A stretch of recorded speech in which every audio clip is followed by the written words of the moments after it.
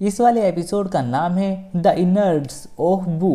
आप सभी को याद होगा पिछले एपिसोड में हमने देखा जो माजिन बू है उसने कैंडी बना दिया था विजिटो को, पर विजिटो ने उसकी और ज़्यादा बुरी हालत की थी। फिर उसने विजिटो को सही कर दिया था और उसके असली रूम में ले आया था, फिर भी वो विजिटो का कुछ नहीं बिगाड़ पा रहा था।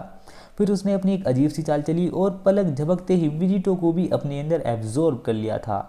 तो अब एपिसोड शुरू करते हैं। Here we go, go, go, let us heal and grow. You won't be alone, we're unstoppable. Don't be afraid to show what we're going for. This is what we know. Here we come back to life, we're still breathing. Standing up, everybody's gonna see it. Oh, all you need to know is that we're holding on. Even if we fall, we will rise up and we follow the path that we believe in. No, we're never... episode की शुरुआत में हमें दिखाया जाता है माजिन बू उन्हें absorb करने के बाद बहुत ज़्यादा खुश होता है और बहुत ज़्यादा कूदता है और कहता है सबसे ताकतवर को भी मैंने एब्जॉर्ब कर लिया, इसका मतलब कि मेरे जैसा पूरी दुनिया में कोई नहीं रहा। और जो सुप्रीम का है वो कहते हैं अरे नहीं, मैं बिल्कुल बेकार का हूँ, मैं किसी काम का नहीं हूँ, मैंने ये क्या किया, मैंने सब कुछ ख़त्म कर दिया। तभी ओल्ड काय कहते हैं अभी भी उम्मीद ख़त्म नहीं हुई है। सुप्रीम काय पूछते हैं क्यों, क्या हुआ। जो ओल्ड काय है वो बताते हैं जब भी माजिन बू किसी को एब्जॉर्ब करता है तो उसका शरीर बदल जाता है, पर अब की बार उसका शरीर नहीं बदला। और ये ऐसे है जैसे मैं तीखा खाना खा लूँ वो मुझे हजम नहीं होता, और ज़रूर वो भी उसके अंदर हजम नहीं हुए, जब तो इतना कुछ हो रहा है। वापस से सीन शूट होता है। ये होता है माजिन बू का, जो एक शहर के अंदर जाता है और बहुत ज़्यादा तबाही मचाने लगता है और आँखों की लीडर से भी बहुत ज़्यादा तबाही मचाता है और पलक झपकते ही वो पूरा का पूरा शहर तबाह कर देता है और एक के बाद एक बहुत सारे गोले फेंक के मारता है पृथ्वी के ऊपर और बहुत सारे धमाके करता है और बहुत ज़्यादा तबाही मचाने के बाद वो बहुत ज़्यादा खुश होता है। फिर वो उड़ता हुआ जाता है और सोचता है अरे यार मुझे कुछ लोगों को तो जिंदा छोड़ देने चाहिए। उनकी चीख सुनकर बहुत ज़्यादा मज़ा आता है। अगला सीन शूट होता है जो होता है मिस्टर सैटर्न और डेंडे का। डेंडे कहता है अब हम ही बचे हैं। मिस्टर सैटर्न गुस्से में डेंडे को उठा लेते हैं और कहते हैं कि अब तुम बता हम क्या करें, हम क्या करें। जो डेंडे है वो कहता है अरे मुझे लगा था कि विजिटो उसे हरा देगा, पर हमारी उम्मीद गलत साबित हुई, अब हम हार गए। तभी वहाँ पर माजिन बू आ जाता है, वो दोनों छुप जाते हैं और जो माजिन बू है वो कहता है अरे मज़ा आ रहा है, मज़ा आ रहा है, पर अभी तक वो मेरे अंदर एब्जॉर्ब क्यों नहीं हुए। और वो अपनी शर्ट फाड़ता है और ज़मीन पर फेंक देता है और कहता है जैसे ही वो मेरे अंदर एब्जॉर्ब हो जाएंगे दुनिया में मुझे हराने वाला कोई नहीं होगा, पूरी दुनिया पर सिर्फ एक ही बंदे का राज होगा और वो होगा माजिन बू का। और हमें उसके अंदर का सीन दिखाया जाता है जहाँ पर जो विजिटो है वो उसके अंदर पेट में उतरता है और कहता है वो तो अच्छा हुआ मैंने एब्जॉर्ब होने से पहले अपने आप के चारों तरफ एक सील बना दी थी और इसने मुझे बचा लिया है। और जैसे ही वो अंदर उतरता है ओल्ड काय और सुप्रीम काय उसे देखते रहते हैं और कहते हैं अरे ये तो कमाल हो गया, विजिटो ने जानबूझ के अपने आप को उसके अंदर पहुंचाया ताकि उसका अंदर का पता लगा सकें। और जैसे ही वो अपनी सील को अनलॉक करते हैं वो दोनों अनफ्यूज़ हो जाते हैं और अपने अपने असली रूप में आ जाते हैं। जो विजिटा है तभी अपने ईयररिंग को निकालता है और कहता है कि अरे इसकी वजह से हमने फ्यूज़ हो गए थे, और तभी वो उसे रिंग को तोड़ देता है। गोकू कहता है हे विजिटा तुमने ये क्या किया और अब हम उसे कैसे हराएंगे। जो विजिटा है वो कहता है वैसे भी हमें अलग अलग रहना चाहिए, मैं हूँ और तुम हो। अब जब हम कभी फ्यूज़ नहीं होंगे, अगर हम फ्यूज़ हो गए तो फिर हम कभी अनफ्यूज़ नहीं होंगे और ये मेरे पास बेस्ट मौका है। और वो दोनों चलने लगते हैं। गोकू कहता है पर अब हम उसे कैसे हराएंगे, अगर हमने उसे पहले जैसा कर भी दिया तो इसका कोई चांस नहीं कि हम उसे हरा सकते हैं। विजिटा कहता है बस इसी बात का तो पता लगाना है और विजिटा ये कहता हुआ चलता जाता है।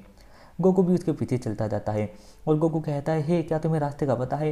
विजिटा कहता है कहीं खड़े रहने से तो बेहतर है, मुझे चलता रहना चाहिए। और विजिटा कहता है कि यहाँ से बदबू आ रही है। गोकू कहता है हाँ मुझे भी। फिर तभी इन दोनों का पैर एक अजीब से लिक्विड पे रखा जाता है और दोनों घिसते हुए नीचे चले जाते हैं और नीचे वाली लेयर में जाकर गिर जाते हैं जहाँ पर बहुत ज़्यादा पानी भरा होता है। दोनों तैर कर ऊपर आते हैं। वेजिटा ऊपर खड़ा होकर देखता है कि अरे कितने सारे केक और चॉकलेट, ये तो बच्चे से भी बदतर है, कितना बेकार है, ये सब कुछ मीठा खाया हुआ है। तभी गोकू कहता है हे मेरे अंदर से धुआं निकल रहा है। वेजिटा कहता है तुम बिना उसके अंदर पच रहे हो, फटाफट पानी से बाहर निकलो। वो दोनों पानी से बाहर निकलते हैं। तभी वो एक चट्टान सी पे खड़े होते हैं और वो चट्टान सी चलने लगती है, वो भी एक चॉकलेट होती है। सभी चारों तरफ से खाना उन्हें आकर घेर लेता है और वो दोनों कहते हैं कि मैं एक सैयन हूँ और हम इसके अंदर एब्जॉर्ब नहीं होंगे। तभी वो पानी के अंदर गिर जाते हैं। उस लिक्विड के अंदर जो वेजिटा होता है अपनी एनर्जी बनाता है और उसे फेंक के मारता है और उस एनर्जी के लगने की वजह से माजिन बू के पेट में दर्द होने लगता है। माजिन बू कहता है कितने खतरनाक है ये, पचते हुए भी मेरे पेट में दर्द कर रहे हैं, शायद ये उन्हीं की वजह से हुआ है जो मैंने वो वाला मांस खाया था। फिर वो दोनों अटैक करने के बाद ऊपर आकर खड़े होते हैं। गोकू कहता है तुम्हारे पास अब क्या प्लान है। वेजिटा कहता है कि कुछ ना कुछ तो हम खोज ही लेंगे, और वो दोनों वहाँ से भागकर चलने लगते हैं। और गोकू कहता है यहाँ कितनी बदबू आ रही है। वेजिटा कहता है कि हाँ, बदबू तो बहुत आ रही है क्योंकि इससे मीठे के अलावा कुछ खाना नहीं आता। लेकिन मुझे ये कहते हुए बिल्कुल अफसोस हो रहा है कि कह भी तो मुझे कौन रहा है, तुम भी तो सबसे ज़्यादा मीठा खाना खाते हो कैकरोट, और वैसे भी मैं तुम्हारे पेट में जाने से बेहतर है इसके पेट में जाना पसंद करूँगा।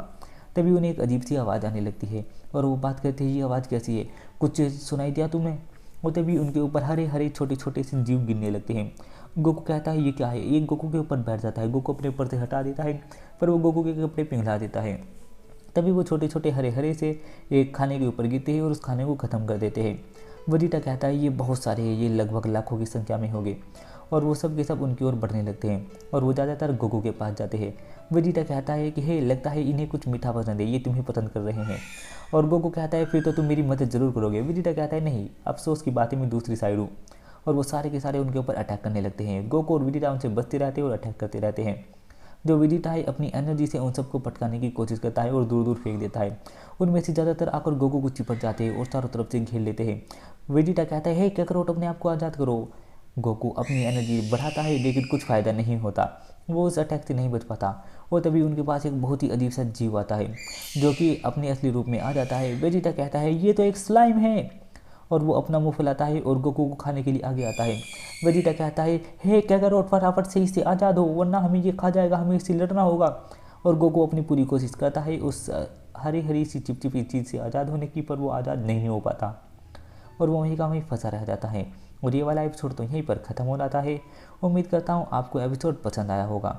अगर आप इसी प्रकार के एपिसोड देखना चाहते हैं तो हमारे चैनल को सब्सक्राइब करना ना भूलें। मिलता हूँ आपसे किसी और वीडियो में, तब तक के लिए बाय बाय।